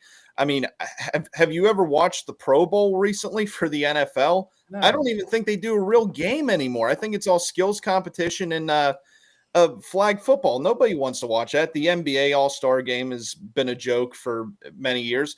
That's the problem with these All-Star games, with the exception of the NHL.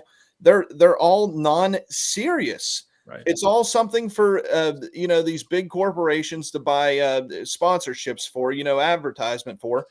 And the leagues make a lot of money off it. The games are not serious whatsoever. You could tell the players, they're going through the motions. They're not trying to win. That's why I don't even turn them on anymore. I don't turn on the MLB All-Star Game. I haven't turned on the Pro Bowl in over 10 years for the NFL. Haven't turned on the NBA All-Star Game probably longer than that. The only one that has gotten it right is the NHL. They're serious about their All-Star Game. Nobody else is. I think if you put, just hypothetically, $30 million on the table and you had an old timers game in the NBA, Michael Jordan's suiting up, right? He's going to be on the court. He's going to try to win that money. If you make it competitive for something, you have to have, if these are competitive sports, you can't just go out there and just play around like this is fun. There's got to be incentive. There's got to be an incentive. These guys are going to put all out, right? If you brought an old timers game back for baseball, Pete Rose would come out of the grave to play, right? And he'd put money on it. He'd want to win. These guys are competitive people. That's the nature of the game, right? And that's how you solve the problem for the NBA All-Star game.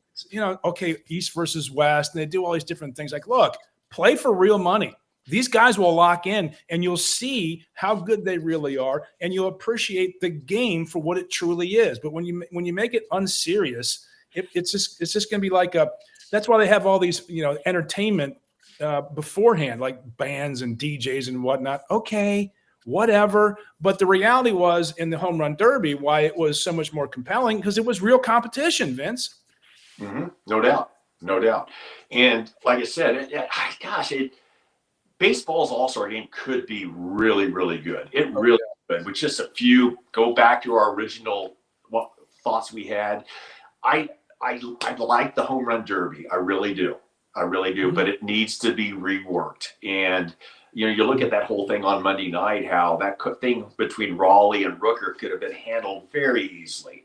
Just a swing off to determine who goes to the semis.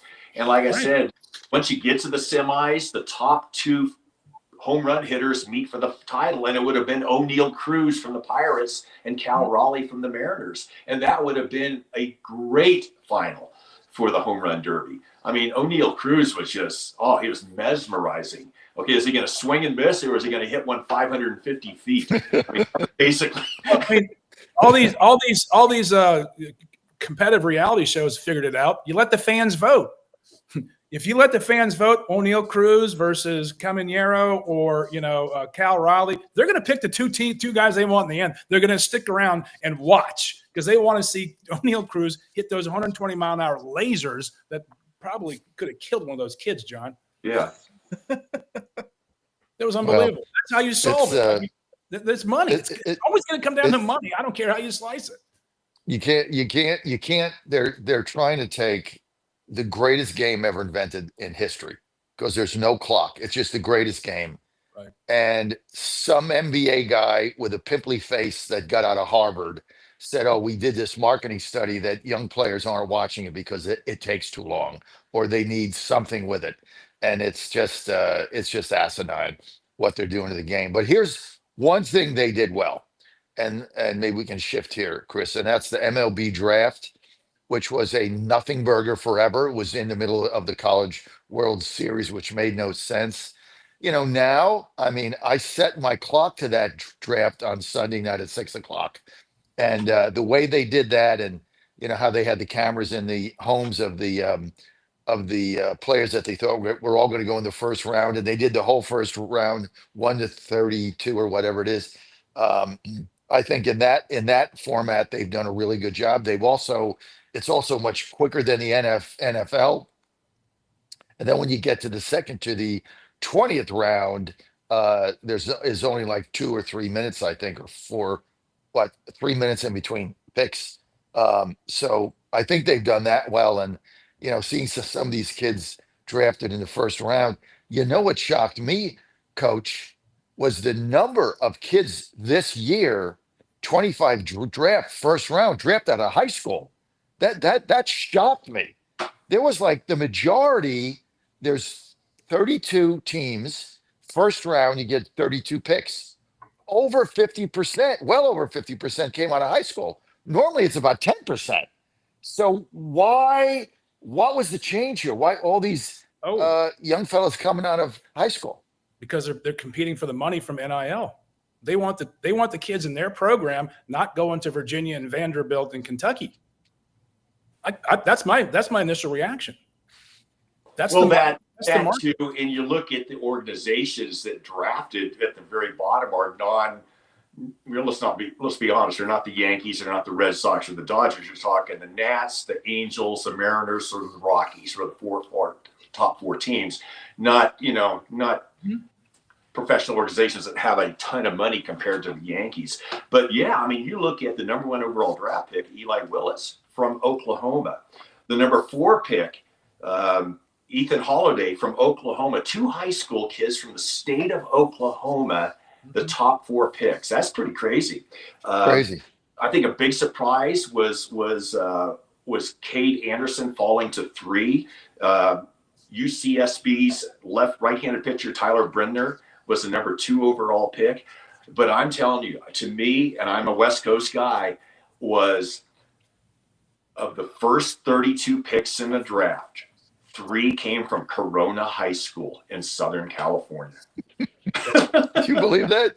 That's crazy. That's unbelievable. 4 guys drafted, I think, in the 15th or 16th round. So they had 4 drafted guys off their high school team, 3 in the top 32. Think about that. And still didn't get to the state championship. They didn't even get to the finals of their second playoffs. William, sounds like they need a new coach. Let me throw this over to William. Talking about MLB, they're obviously in the video game era. And this is we live in your generation. Brendan, you grew up in a very different video game era, and I call the Tom Brady era in which we live right now the video game era of the NFL, because so many kids are playing video games.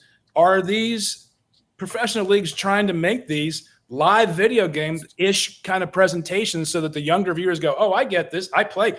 We can mock it all the time, John, but the reality is that's how these brains are working. How do you get someone to watch if it's so different from what they're playing on their video games? Yeah, I think that probably plays a role in it. They're trying to appeal to younger and younger audiences. The shorter attention spans, like you're talking about, with speeding every game up. But at the end, you can't water down the product and what makes the game great to begin with, right? So it's a tough balance. I would hate to be, commissioner of any of these leagues right now, because you're damned if you do and you're damned if you don't. You have to change, you have to adapt to what the market is demanding. But at the same time, you want to stay, true to the loyalists in each sport. So definitely tough, but it probably plays a factor. But limited attention spans is definitely going to be an issue moving forward for all of these sports, and they got to think about how they're going to deal with it from a broadcasting perspective. Well, because there is so much competition for entertainment dollars. When Vince and I were growing up, you only had 3 channels from which to choose, right? I mean, and you didn't get to pick your team to watch every single night. I mean, I grew up a Clemente fan, a Pittsburgh Pirate fan. Give me times I saw Roberto Clemente play even on television. It was only in the World Series of the playoffs. Pittsburgh didn't broadcast in Detroit, where we live, where I grew up watching the Pirates throughout the 70s. I mean, there's so many choices. We can watch on one screen 4 games at one time. Vince, Brendan, help me out here. How do we adapt to this new generation of entertainment consumption? Well, that's the $1 million question, isn't it? It's just an evolution of sports that it's never going to be like it was. It's going to continue to evolve. And you're right about the video game era. I don't know if anyone here remembers this, but do you remember when the NFL, this was maybe 4 or 5 years ago, was doing the camera angles during certain games to make it identical to what you would see as if you were playing the Madden video game, right? Which was the absolute worst idea. I remember the Steelers got it one game. I think they were playing Tennessee actually on a Monday night game, Thursday night game. They would throw the ball down the field. You couldn't tell if it was caught, what was going on, nothing. So it's definitely to appeal to the short attention span generation, as William would refer to it as. We talked about speeding up the games. They're definitely catering to a different audience. I don't think I belong in that audience, even though I'm in that age group, because I hate just about every change that has been made. The downfall of baseball in particular started with the DH, but that's a whole other topic. But before you were born, and I love that you hate it now. This is fantastic. Well, the National League, Brendan, you're ranking up. Yeah. Well, the National League didn't adopt it till the COVID year, and I thought it was so stupid when we would go to an American League ballpark and we would have a DH. The pitcher should always hit, but like I said, separate topic. Sports are evolving to cater to a different generation. They want to see the high scoring. They want to see the constant highlight reels. It's not about love of the game anymore, if that makes any sense the way I explained it. It's all about what is going to go viral. It's keeping those brain waves popping. Yes. You're addicted to the excitement. So you just go from one highlight reel to the next. It's like to John's point about the beauty of the game of baseball, why it is the greatest game ever created, is something that time does not control. And now that even though they have a little bit of control over it, it does make it a little bit more enjoyable to go to the game, to not sit there for 3.5 hours when you can get out in 2.5 because you got traffic here, traffic there. Your kids are crying. They want cotton candy. Dear God, get me the hell out of here before this kid throws up. What are we going to do on the way home? That's just the fundamental reality. It's just not enjoyable. So you have to make it an enjoyable product because it is so competitive. It's just a constant evolution. But why I enjoy this conversation week to week is how it has to get better because we're losing part of it. And I don't think we should. There's a way to do it. Here's a stream of consciousness thinking here. I saw on one of the social media platforms today the comparison of the Gatorade formula from the early 70s to today. Gatorade today is not Gatorade. It's liquid crap. Unless you want them as a sponsor, John, then I'll change my view here. But the fundamental thing is things change, and it's not always for the better. I agree with that. So, can we just highlight here, because one of our sponsors, WVSportsNation.com, WVSportsNation.com, and I'll get to Healthy Cell in a minute, but a great draft class for West Virginia Mountaineer baseball, a great draft class. 7 players signed to professional contracts, 5 drafted. And remember, there's only 20 rounds.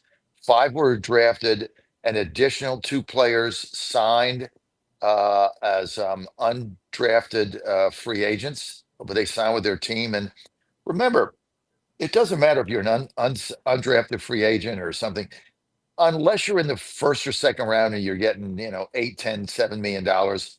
As soon as you go to camp, as soon as you get on that airplane and go to Florida or Arizona, wherever you're going, you're in there with everybody else. Whether you got drafted in the 15th round or you're undrafted free agent or 20th round, you're in there with everybody else. And you've got their opportunity. And big shout out. You can't argue with the success. For West Virginia to be able to get 7 players, 5 drafted in the draft, 2 undrafted free agents, 7 players today flying out to play professional baseball, guys. That is quite a track record for a school that size. It really is. This isn't Georgia. This isn't Louisiana State. This isn't Vanderbilt. This is West Virginia. Mm-hmm. And for Coach Saban's, who has, his strategy now is to go through the portal and get these players. You're able to say, dude, I just got 7 players of my team this year, right? I only start 9. 7 of them signed major league contracts. You want to come here? You're going to get showcased. You get an opportunity. You're going to go in the draft. Wow. Where is he looking geographically? I know Coach Vince, I think it's impressive, but also unfathomable to me that a Bakersfield Junior College, no disrespect, Kern County is a beautiful place, been there, to recruit kids, like you said, from Puerto Rico and South Florida. The reach of sports these days is incredible. It used to be so regionalized back in the day, but where's West Virginia drawing from, Brendan, that they can get these many kids drafted? Are they hyper regionalizing these efforts in recruiting? To tell you the truth, I really don't know, but that would be interesting to find out because, it seems like most of the schools, particularly West Virginia University, they love bringing in hometown people if they could have them. But I think a lot of them you could see come from, really anywhere. The Midwest states seem to be a hotbed. It's really anyone's guess. But I think what Coach Saban's has done with that team, especially this being his first year, this is what a lot of people overlook with this team. This was Coach Saban's first year as head coach with this team, and look what he did. And we have 7 players that have signed major league contracts. He's done a tremendous job, and I think next year is going to be even better for this team. Coach, what are you seeing that in the recruiting element geographically? Because I just looked at the Richmond, Virginia newspaper last week. Well, I don't know if you saw it, but where all the top baseball players were signing. It's incredible the amount of D1 scholarships that are coming out of the Richmond market. Top kid from our local high school, the one that our kids went to, 2 of our kids went to, top player, he's going to Alabama. you know.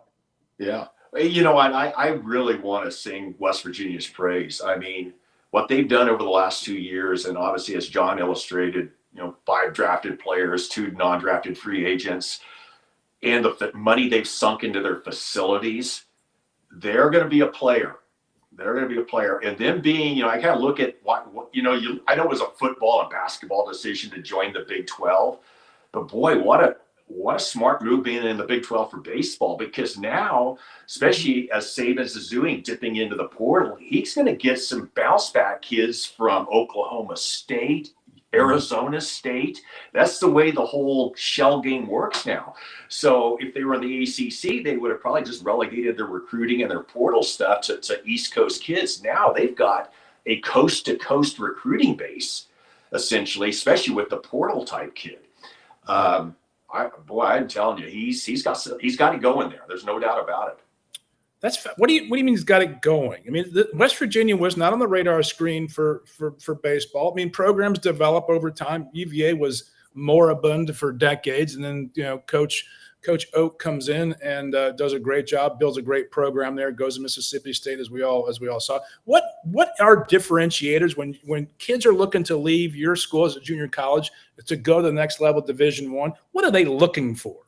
Well, exactly what West Virginia has. We can get you out of here and sign a pro contract. That's it. We can get you NIL money. You can showcase your abilities in the Big 12, going to Stillwater, going to Tempe, Tucson, Houston. I mean, all these areas that West Virginia now can utilize to lure kids to come to their program. The competition they play, spending a weekend in Tempe, Arizona. That's not a bad way to spend a weekend in mid-March. William, they've got it going. No doubt about it. William, what was the pitch for South Carolina in a competitive Southeastern Conference? My God, can you imagine competing against Georgia, Alabama, Tennessee, Ole Miss, Florida for some of these athletes? What's South Carolina? So what's the differentiation of the pitch? Now, y'all go to South Carolina. It's fantastic. They love it. But, each product here has its own differentiation. What was it at South Carolina as a within a competitive conference like the SEC for multiple sports? Well, so the thing is that the conference kind of sells itself. That's not something that you really have to focus on. The big thing for us, it was that we were selling, that we're going to develop your son into a man. And that was, and that's where these coaches and their relationships really can mean so much, is that, we're going to take him not just to the next level. We're not just going to prepare him for the NBA, but we're going to prepare him for life. And we're going to try to make sure that, we're developing him on the court and off the court. And when you can sell that, I mean, I think it's something that really clicks with parents. And we really tried to sit down with each parent. It wasn't so much about winning the kid. Yeah, that was a part of it. But we understood that if you can win the parent, you can win a lot of these recruiting battles, right? Because what's the difference between a South Carolina and a Georgia when you're talking about basketball, say? Not much. You're going to play against the same schools. You're going to travel, play the same schedule. Academics just about the same. You can do just about the same majors. So what's really the difference is you're committing to that coach and what you believe that coach is going to get you to in the next stage of life. So I would say that, but it is interesting that everybody kind of alluded to this. One of the benefits of this conference realignment and playing across the country is that you can say to that kid in Arizona when you recruit him to West Virginia that you can have a weekend at home and your family can come see you when you play that once a year or twice a year. You're going to have that ability. So it's not going to be as regionalized to where you're going to showcase your skills across the country. So if you come from across the country, your family's going to be able to see you there.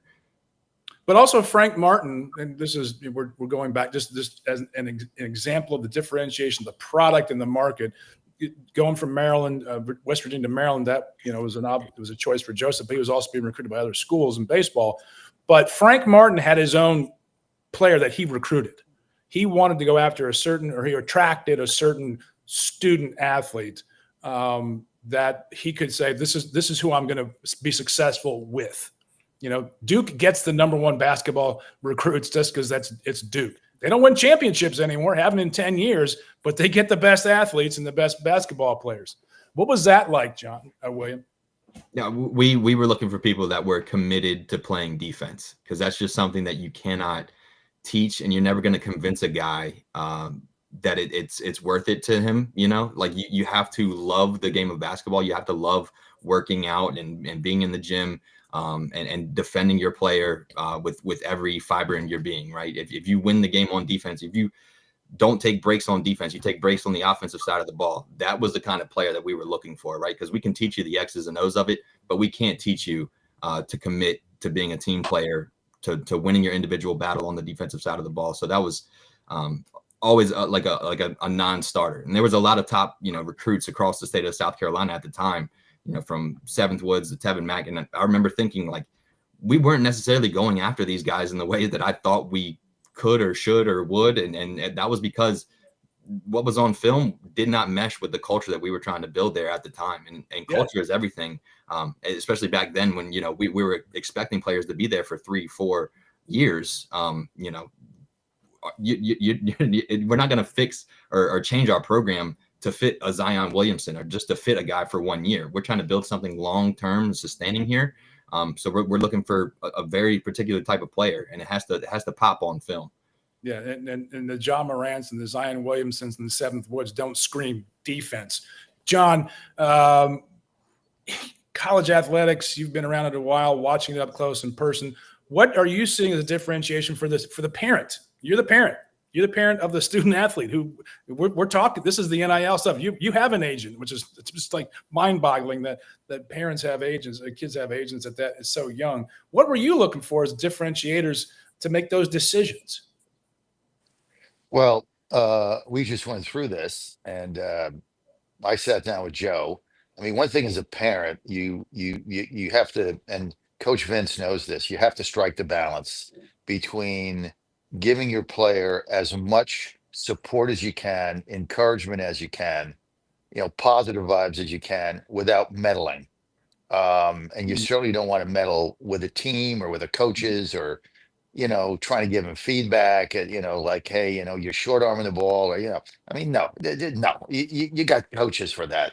So you have to stay out of the majority of it, but you're there for support or whatever.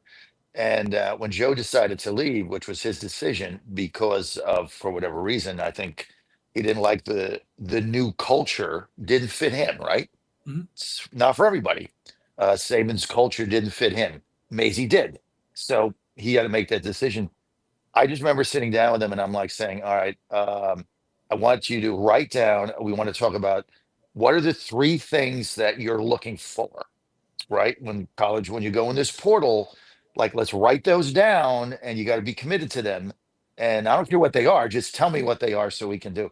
And he said to me right off the bat, top 3, number 1, pitching coach.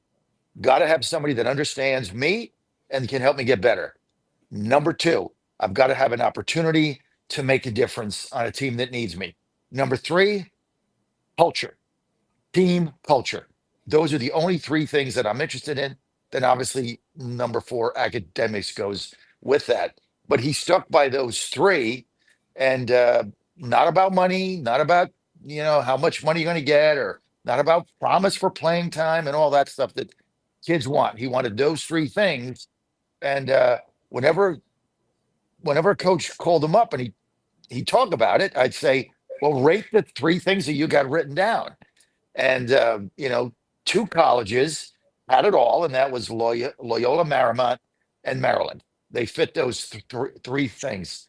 But, a lot Different of other sides of the kids have country. different priorities, and he Right. made a good decision because he stuck to his philosophy. He stuck to his vision of what he wanted and rated those 3. And all I was there to do, and Mom, was to back his decision, whatever it is. If he went to Los Angeles, we were fine with that. If he went to, Hawaii, which was talking to him, we were fine with that.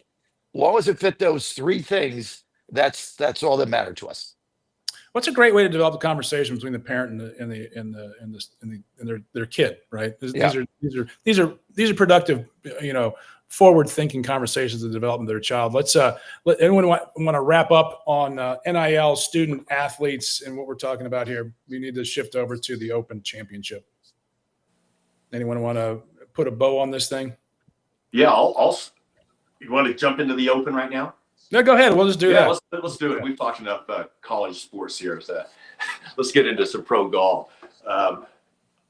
Boy, I tell you, look at the leaderboard. I think your top have not teed off yet. They're on the verge of teeing off here in moments. But it's Scotty Scheffler's tournament to win or lose. He's on a roll right now. So I look for him to do well today and tomorrow. I know we'll talk more about who's lurking. But I think an interesting thing that kind of leading into the Open Championship, and John probably didn't know I was a golf enthusiast as well too. But the captain of the Ryder Cup, Keegan Bradley, he's in the mix of being one of the players on the Ryder Cup. He won the Greater Hartford Open, I think, about a month ago. And he's on the leaderboard at the Open Championships. I think he's like maybe 4 under right now. And, I guess we'll have to get Jay Delsing would be best equipped to answer this one. But has there ever been a captain play on the Ryder Cup team at the same time? And I don't know if anybody on this panel has that answer. I know Jay Delsing would, but that's kind of Jack Nicklaus. Jack Nicklaus was the last.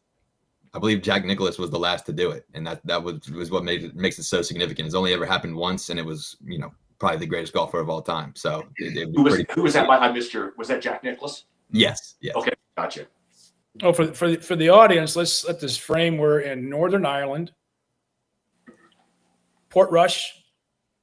Club Portrush, Royal Portrush. Everything's royal over in England. American leading it, but some Brits and some Northern Irishmen coming in behind.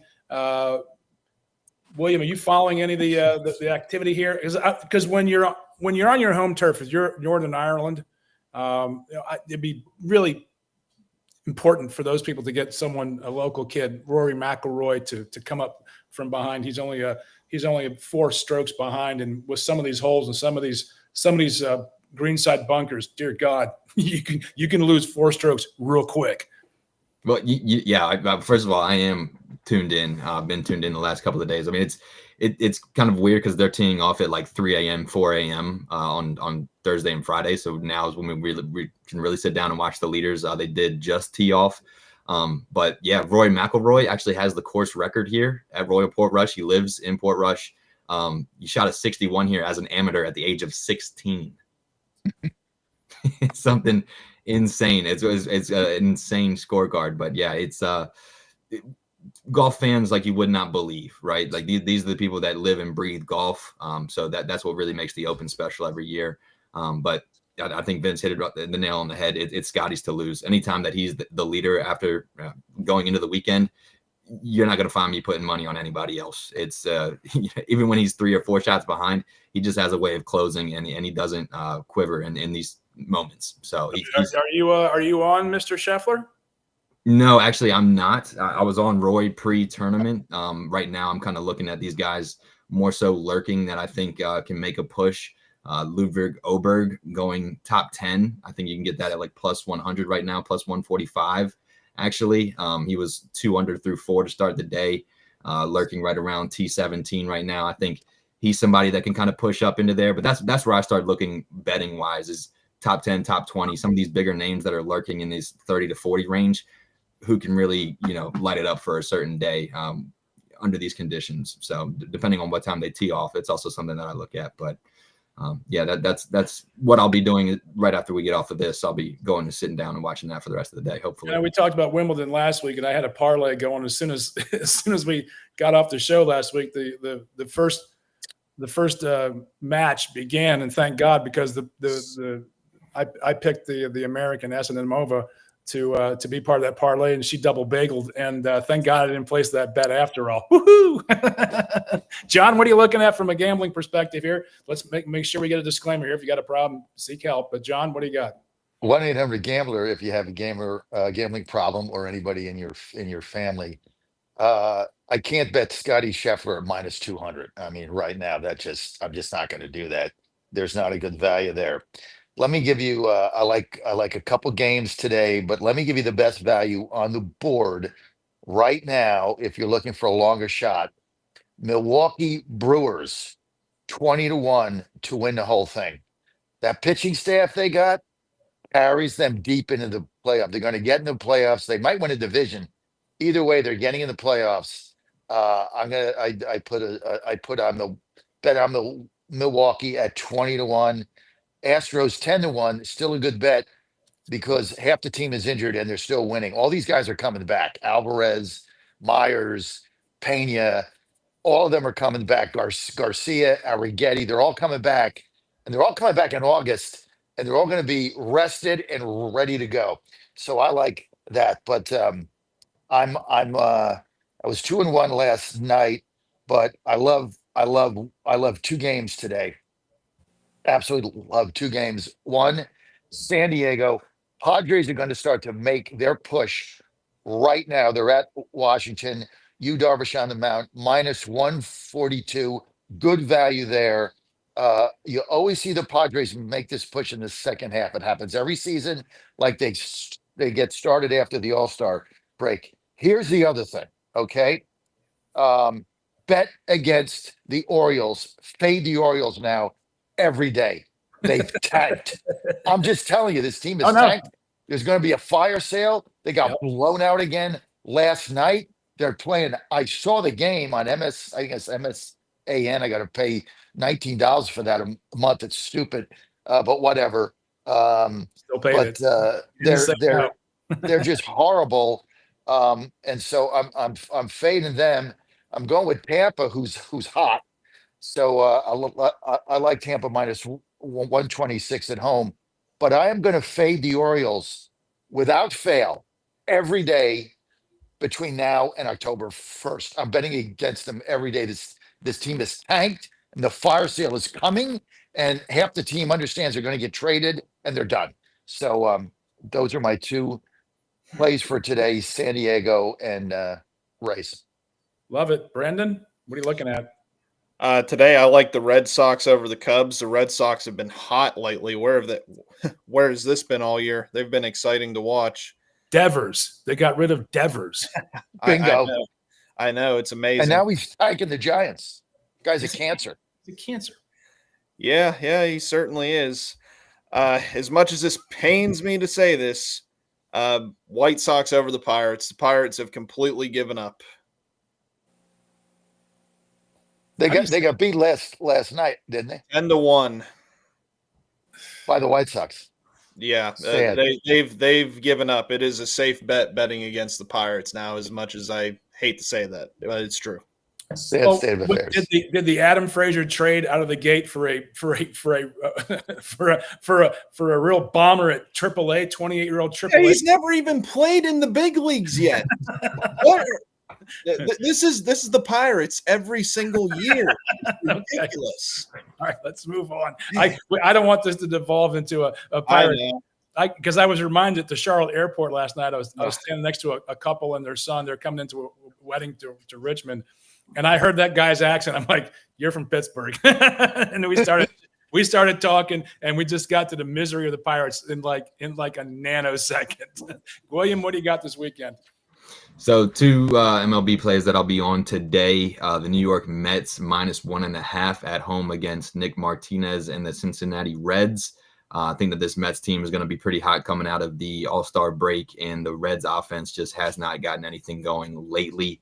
And then I'll be looking at the under 9.5. Angels at Phillies. You got Kikuchi going on the mound for the Angels versus Taijuan Walker for the Phillies. Hoping for a little bit of post All-Star game break rust a little bit there.